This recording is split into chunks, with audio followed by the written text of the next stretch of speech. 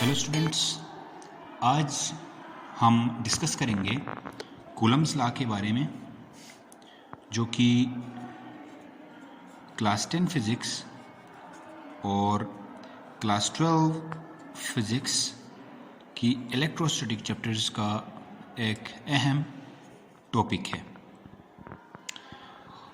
Students, Coulomb's law basically deal करता है charges के बारे में।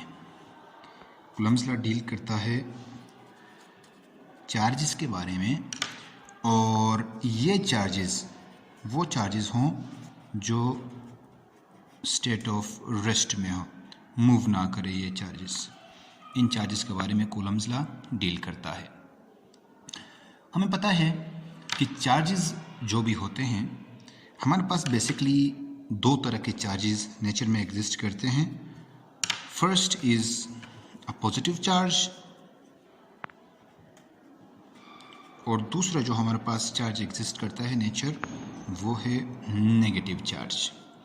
अब चार्ज की डेफिनेशन की तरफ अगर हम जाएं तो charge is actually the intrinsic property of a material और any matter because of which it attracts और रिपल्स अदर ऑब्जेक्ट टुवर्ड्स और अवे फ्रॉम इटसेल्फ।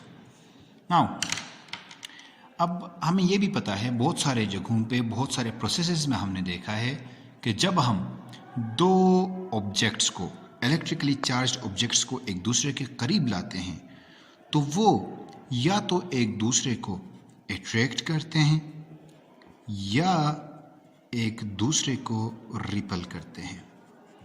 नाउ,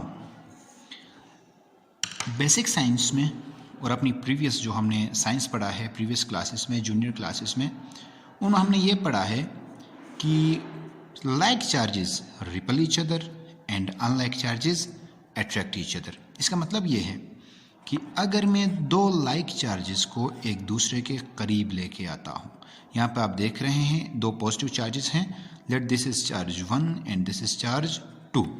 दो चार्जेस को, सेम चार्जेस को एक दूसरे के करीब लाता हूँ तो ये एक दूसरे को क्या करेंगे? रिपल करेंगे। ये इस तरफ और ये इस तरफ। अगर मैं दो नेगेटिव चार्जेस को एक दूसरे के करीब लेके आता हूँ, let this is a negative charge 1 and this is negative charge 2। जब मैं दो नेगेटिव चार्जेस को एक दूसरे के करीब लाता हूँ, तो चूंकि negative negative both are same in nature, similar in nature, so they will also repel each other. Now, what if I bring two opposite charges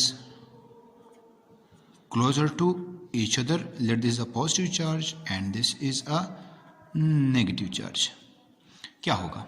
जिस तरह हमने कुछ देर पहले स्टेटमेंट बयान किया था, ऑपोजिट चार्जेस और unlike charges attract each other, तो ये क्या करेंगी? ये चार्जेस एक दूसरे को अट्रैक्ट करेंगी, ऐसे एक दूसरे की तरफ जाएंगी।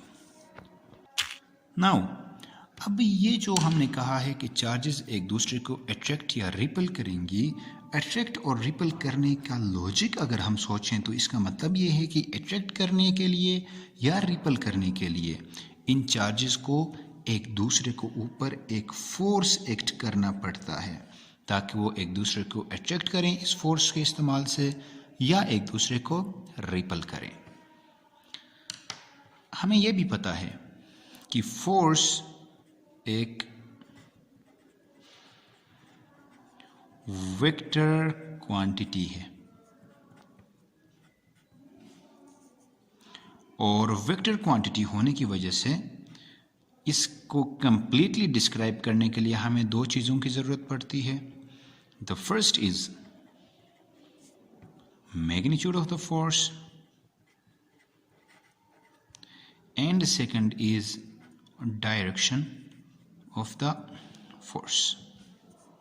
अब हमें किसी फोर्स की मैग्नीट्यूड और इसकी डायरेक्शन का पता होगा तो तब हम उस फोर्स को कंप्लीटली डिस्क्राइब कर सकते हैं, और वो फोर्स जो चार्जेस एक दूसरे के ऊपर एक्ट करती है, इस फोर्स को हम नाम देते हैं, एक स्पेशल नाम, जिसे इलेक्ट्रोस्टैटिक फोर्स या कूलम्स फोर्स कहा जाता है।